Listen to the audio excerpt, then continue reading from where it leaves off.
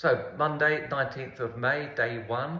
So this is my weigh-in. The last time I weighed myself was in January. I was 12 stone 4 and I was 34 inches around the belly button.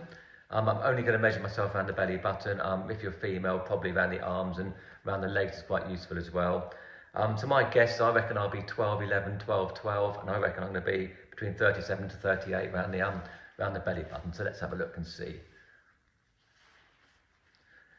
Put it fairly tight, I think, to there, and that is 36.5. So I will write that down and I will stand on the scales in a second. Right, the bit we all hate. Here we go, standing on the scales. This is not particularly clear, but it's settled at 12 stone 11, so that's about where I thought I would be. So I know that I want to drop from 179 pounds to 172 and lose about 3 inches off my waist size. So I now need to calculate what my macros are going to be in order to achieve that. There are literally dozens of these sites out there you can go to where you can put your details in and it will work it out for you. I always recommend that you go for very light exercise, because what you want to do is the exercise wants to be a bonus, and you don't want to be totally reliant on having to do the exercise to lose the weight. You want your body to be able to do it anyway, and anything extra you lose just becomes a bonus. So for me, I know from when I've done this previously what works for me. 1,900 calories a day and 165 grams, 140 to 160 grams of protein a day is what has always worked well for me. So that's what I'll be sticking to on this one. But you'll need to go on this and work this out for yourself to get an accurate reading for yourself. So my personal goals are, based on the data there, is 1,900 calories per day and between 140 to 165 grams of protein. I know that works for me because it's worked for me 4 to 5 times in the past, so that's a really good target for me. I'll be aiming to do 10,000 steps a day. 4 training sessions. I'm normally very consistent with the days I train, the training I do. That hasn't really changed a lot, so I'll be doing 4 sessions. It would be a mixture of cardio, strength, cross training and core.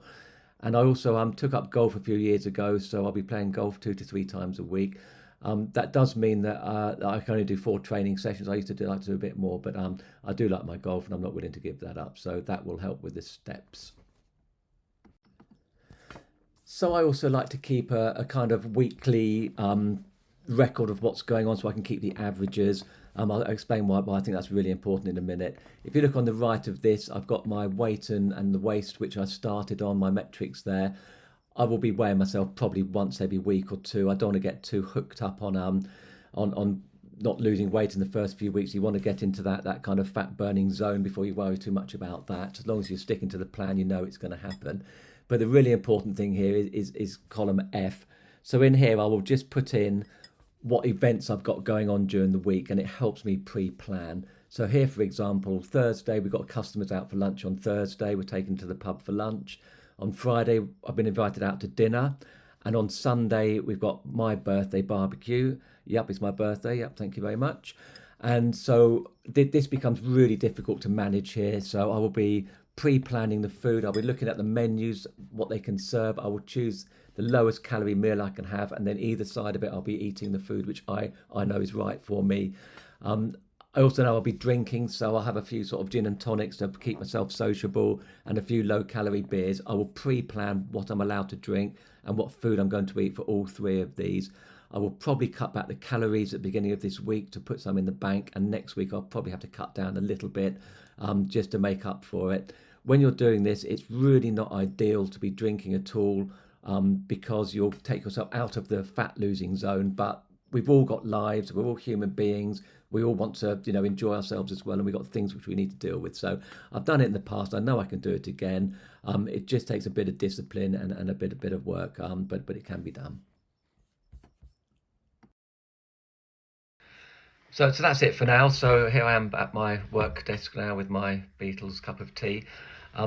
I will be doing a video later on, either today or tomorrow morning, showing how I record the food, the app I use to record the food, and talking through the exercise I've done today, and that's the important thing. I'll be doing that, but most days I'll be recording that, so that will come a bit later on.